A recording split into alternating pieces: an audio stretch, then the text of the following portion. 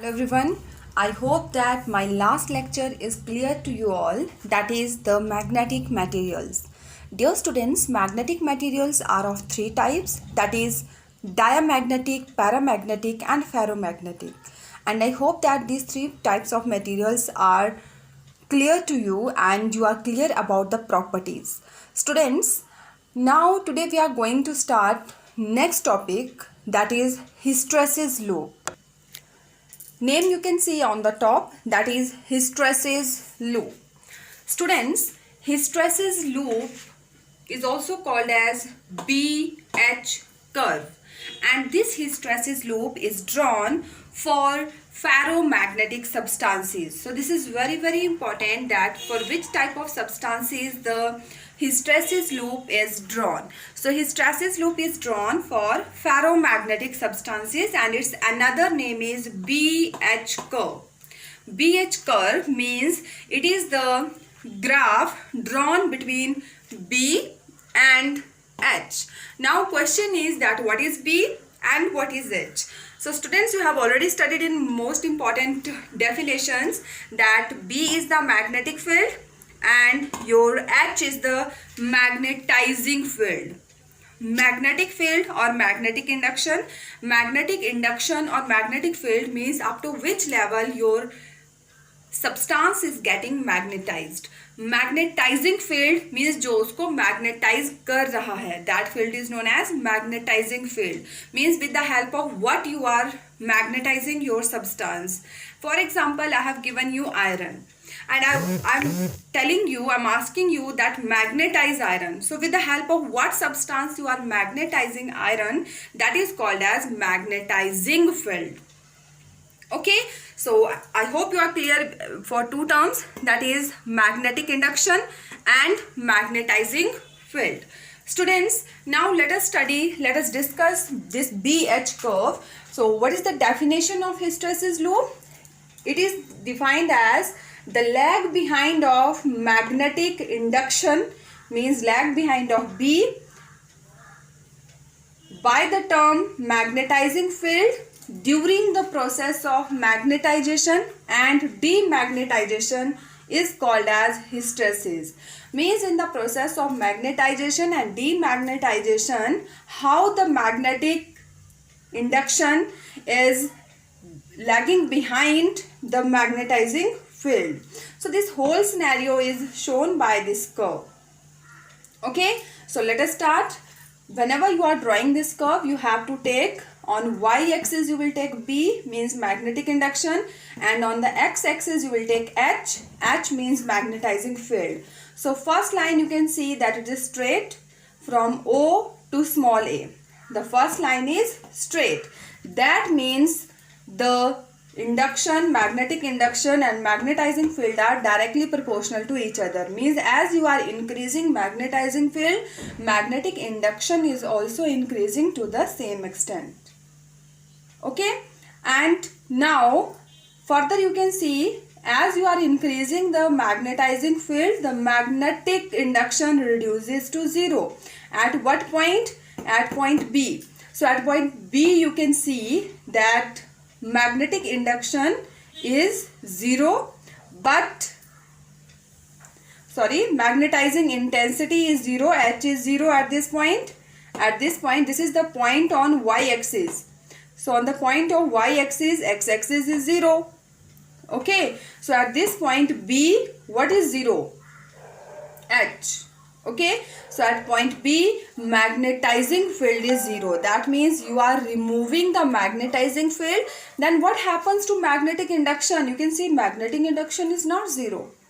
That means at a point B, the magnetizing field is 0, but magnetic induction is not 0, and this point is called as retentivity. So you can see here the value of magnetic induction of material when magnetizing field reduces to 0 is called as retentivity. And in your this diagram, the retentivity is given by the term OB.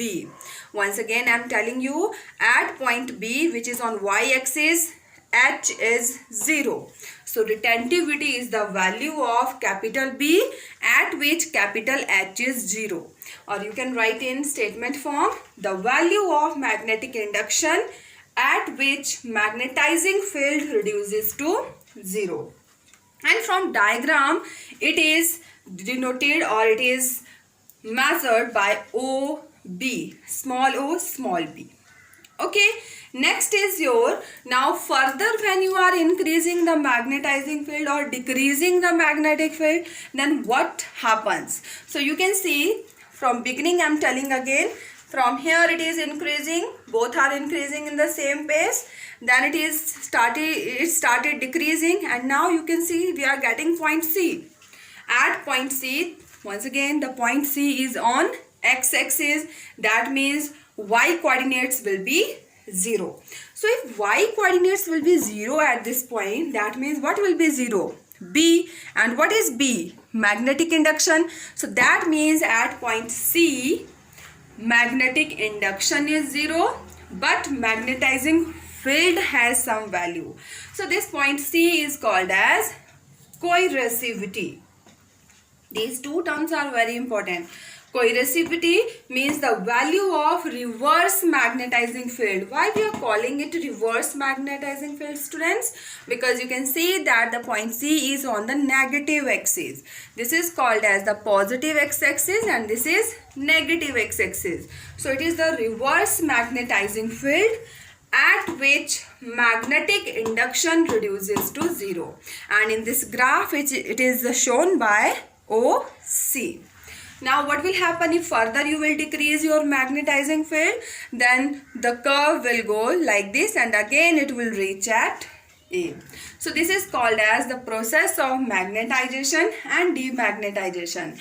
And this loop, whatever is forming during this process, is called as hysteresis loop or BH curve. Now one more question they can ask you, that what does the area under VH graph represent, or what does the area of hysteresis loop represent? So hysteresis loop represent the work per unit volume, or it represents the energy absorbed per cycle. Okay, so this is all about your hysteresis loop. One more question from here. Now next is the comparison of hysteresis loop for soft iron.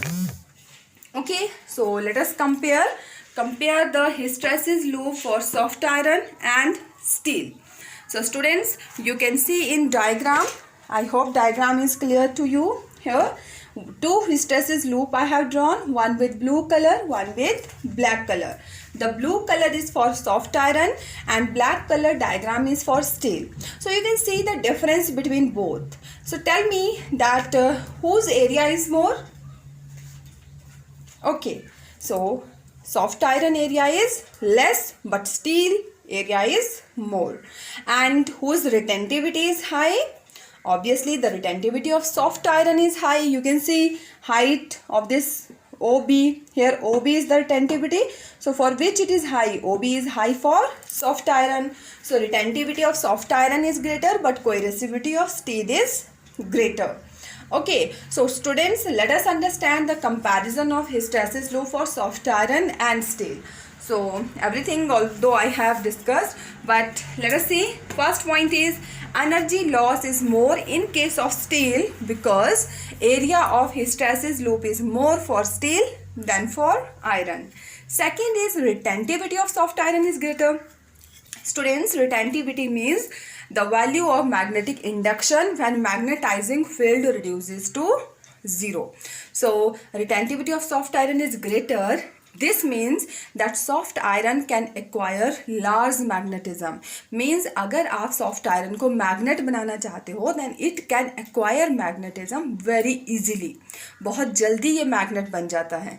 It will not take much time and it will acquire very large magnetism.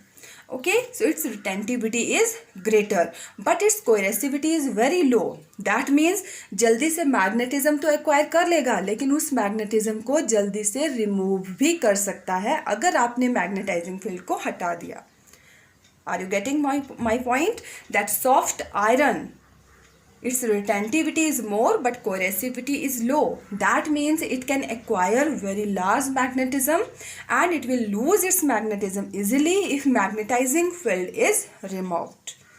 Okay, so that's why soft iron is used for making electromagnet or temporary magnet. Soft iron is not used for making permanent magnet. Soft iron is used for making temporary magnets or electromagnet, what you call. Now last point is coercivity of steel is much greater. Coercivity of steel is much greater. This means if coercivity is much greater, that means it will not lose its magnetism easily. Its residual magnetism will stay for longer time. That's why steel or alnico. Alnico means it's alloy of aluminium, nickel and cobalt. It is used for making permanent magnets. Sometimes this question is very important for competitive exams also, and 1 mark questions also, 2 marks questions also. That why steel or alnico is used for making permanent magnets. So steel or alnico is used for making permanent magnet due to its high value of coercivity and sufficient value of retentivity. But main is your high value of coercivity. So dear students, this is enough for today. The topic was hysteresis loop and comparison of hysteresis loop for soft iron and steel. So this is enough about today, and it was the last topic of your unit 3 also. Tomorrow I will discuss some of the important conceptual questions based upon your magnetism or full unit 3, and then from Monday we'll start our unit 4. So your assignment, or you can say the syllabus for Monday test, is last chapter of your unit 3. Means you have to start from the topic which we have studied in the 4th chapter. So full chapter number 4 will be syllabus for your test, which is scheduled to be taken on Monday. So it's enough for today. Thank you. Have a good day.